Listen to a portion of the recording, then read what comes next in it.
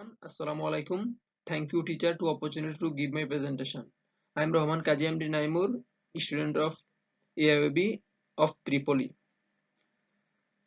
Today I am presenting about stability analysis. So this is my outline: introduction, power system stability, problem of swing equation and equal area criterion, classification of stability, equal area criterion for stability, conclusion. So introduction. The stability of a system refers to the ability of a system to return back to its steady state when subject to a disturbance. Power is generated by synchronous generator that operates in synchronism with the rest of the system. A generator is synchronized with a bus when the both of them have some frequency, voltage and phase sequence. It is also defined that power system stability as the ability of the power system to return to steady state without losing synchronism. So power system stability, steady state stability, dynamic stability and transient stability. So steady state stability relates to the response of synchronous machine to the gradually increased load. It is basically concerned with determine of the upper limit of machine loading without losing synchronism, provided the loading is increased gradually. So dynamic stability. Dynamic stability involves the response to small disturbance that occurs on the systems and producing oscillation. The system is said to be dynamically stable if the oscillation do not acquire more than the certain amplitude and die out quickly. If this oscillation continuously grow in amplitude, the system is dynamically unstable. The source of this type instability is usually an inner connection between control system. So transient stability. Transient stability involves the study of the power system flowing a major disturbance, flowing a large disturbance. The synchronous alternator, the machine power angle changes due to sudden acceleration of the rotor shift. The objectives of the transient stability study is to ascertain whether the load angle returns to a steady value following the clearance of the disturbance. So here is the problem statement.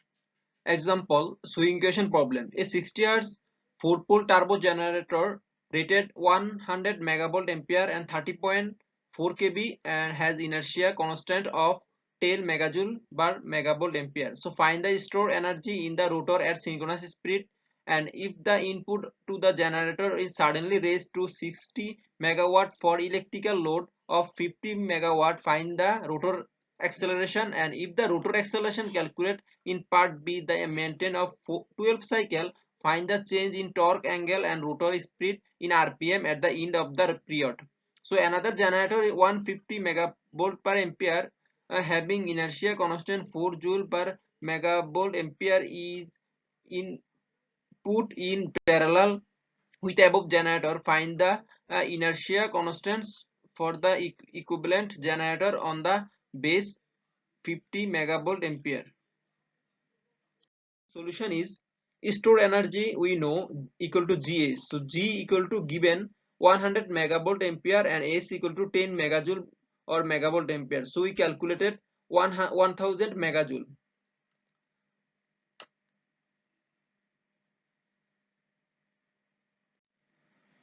So B is, we know PA equal to PI minus PE, which given PI equal to 60 and PE equal to 50. So we calculated 10 megawatt. So we know M equal to GS by 100 F. So here G is given and ES is given and F equal to 60 is given. So we calculated 5 by 54 M, M. So we know M equal to d square delta by dt square equal to pi minus pe equal to a. So pa is given and m is given. So d square delta by dt square is 180 elect diagram per second square. So acceleration alpha equal to 108 elect degree per second square. So c is actually Barrow cycle and given. So second convert, we convert second 0.2 seconds. So alpha equal to 108 and so this is a revolution per second 18. Hence, rotor speed at the 12th cycle 120 F by P plus alpha lambda T. So here we calculated uh, 1803.6 RPM, which means revolution per minute. So D is we calculated S EQ. So we are S1 G1 by GB plus S2 G2 by GB. Here we calculated SEQ 32 megajoule per megavolt ampere. So another problem is a criterion. So a synchronous generator capable of developing 1500 megawatt power per phase operates at the power angle of 88 degree. By how much can the input shaped power be increased suddenly without loss of stability? Assume that Pmax will be remain constant. So here is alpha delta not equal to 8 degree. So Pmax equal to Pe not equal to Pmax sin lambda t not. So we calculated 69.6 megawatt. So here this picture actually power angle characteristics according to the math. So let lambda t be the power angle to which the rotor can swing before the losing synchronism. If the angle is exceed, P will again become greater than Pe, and rotor will once again be accelerated and synchronism will be lost, as shown the figure 7. So therefore the equal area criterion required to be satisfied, lambda t replacing lambda 2, delta m replacing delta 2. So here we calculated equation lambda 1 delta 1 equal to 50 degrees. So Pe equal to Pmax sin delta 1. So we calculated 38002 383.02 megawatt. So initially power developed by machine was 69.6 megawatt. Hence, without loss of stability, the system can accommodate the sudden of increase PEF minus PE naught. So here we subtraction we calculated 313.4342 megawatt per phase. So here we mega convert mega here we of input shape power. So 940.3 megawatt of shape power we get answer. So classification of stability. So rotor angle stability, ability to maintain synchronism after being subjected to a disturbance, torque balance of a synchronous machine. So 2 is voltage stability, ability to maintain steady acceptable voltage at all buses after being subjected to a disturbance, and reactive power balance. And frequency stability refers to the ability of a power system to maintain steady frequency flowing a several system upset, resulting in a significant imbalance between generation and load. Frequency stability may be a short-term phenomenon or a long-term phenomenon. So, equal area criterion for stability. The equal area criterion is a simple graphical method for concluding the transient stability of two machine system or a single machine against an infinite bus.